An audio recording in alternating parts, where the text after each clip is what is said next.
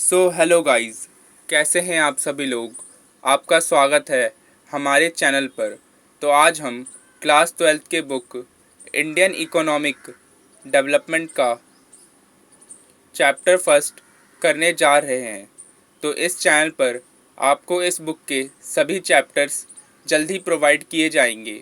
तो इस चैनल को सब्सक्राइब करके रख लें ताकि कोई भी नोटिफिकेशन आपसे छूट ना जाए।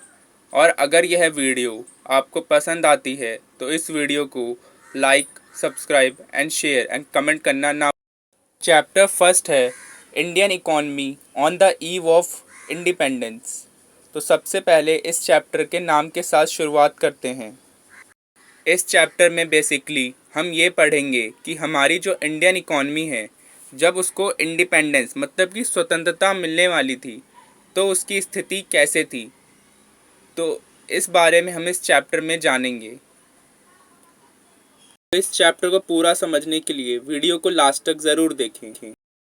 तो सबसे पहले हम इस चैप्टर का बेसिक इंट्रोडक्शन जान लेते हैं।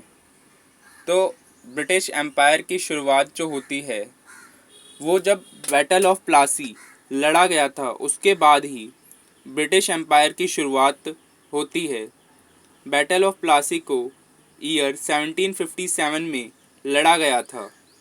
इसके बाद ही ब्रिटिश एम्पायर की शुरुआत मानी जाती है।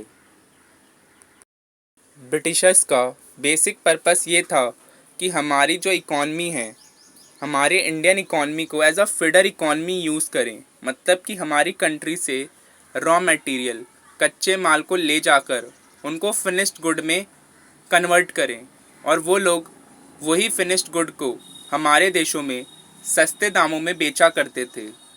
उन्होंने हमारी कंट्री के रिसोर्सेस पे बहुत ही बुरा इफ़ेक्ट डाला था। फाइनली हमें 200 ईयर्स बाद इंडिपेंडेंस मिल गई 15 अगस्त 1947 में। ब्रिटिश रूल के आने से पहले हमारी इकॉनमी के कुछ फीचर्स थे जो कि हैं। पहला फीचर जो हमारा था, पहली जो हमारी विशेषता थी वो ये थी कि जो हमारी इकॉनमी है एक प्रॉस्पीरियस इकॉनमी थी। इसका मतलब ये है कि इंडिया बिल्कुल एक इंडिपेंडेंट कंट्री थी, उस पर किसी का भी रूल नहीं था और वो सेल्फ रिलायंट थी और प्रॉस्पीरियस इकॉनमी थी। मतलब कि बहुत ही समृद्ध थी, उसके पास बहुत सारे रिसोर्सेज थे। पहले इंडियन इकॉनमी का सेकंड फीचर ये था कि ये एग्रेरियन इकॉनमी थी। एग्रेरियन इकॉनमी वो इकॉनमी होती है जहाँ पर एग्रीकल्चर बहुत ही ज़्यादा होता है। तो हमारी कंट्री में पहले एग्रीकल्चर सेक्टर का रोल बहुत ही बड़ा था। इसमें 2/3 पॉपुलेशन हमारी एग्रीकल्चर सेक्टर में ही वर्क किया करते थे। हमारी इकॉनमी का थर्ड फीचर ये था कि ये वेल नोन हैंडीक्राफ्ट इंडस्ट्रीज़ के लिए जानी जाती थी। मतलब कि हमारे यहाँ जो हैंडीक्राफ्ट होता है, हैंडीक्राफ्ट मतलब कि जो हाथ से चीज़ें बनाई जाती है, उसके लिए हमारी कंट्री बहुत ही पॉपुलर थी। हमारी जो कंट्री थी वो कॉटन और सिल्क टेक्सटाइल के लिए बहुत ही फेमस थी। हमारे जो हैंडीक्राफ्ट प्रोडक्ट थे वो वर्ल्ड वाइड इंजॉय किए जाते थे क्योंकि उनकी जो क्वालिटी थी वो बहुत ही अच्छी थी। हमारे यहाँ के जो हैंडीक्राफ्ट मेकर थे वो भी बहुत ही स्किल्ड थे, जिसकी वजह से हमारे यहाँ के जो प्रोडक्ट्स थे बहुत ही अच्छे तरीके से बनाए जाते थे और बहुत ही अच्छे बिकते थे। और हमारी जो नेशनल इनकम थी वो भी बहुत कम थी और हमारी जो पर कैपिटा इनकम होती है वो भी बहुत ही कम थी in the British rule. Per capita income का मतलब होता है हर पर्सन की इनकम जो कि वो अर्न कर रहा है अपने वर्क से। पर कैपिटा इनकम निकालने का फॉर्मूला होता है total population of a country upon total income of a country. इससे हम एक पर्सन की इनकम निकाल सकते हैं। जो ब्रिटिश गवर्नमेंट थी उसने बिल्कुल भी कोशिश नहीं की थी कि इंडिया की per capita income and national income निकालने की।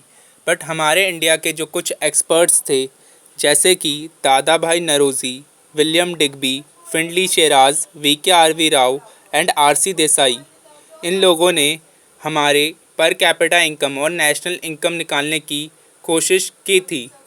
इन सब में से जो डॉक्टर राव हैं उनकी जो कैलकुलेशन थी बहुत ही सटीक मानी जाती है।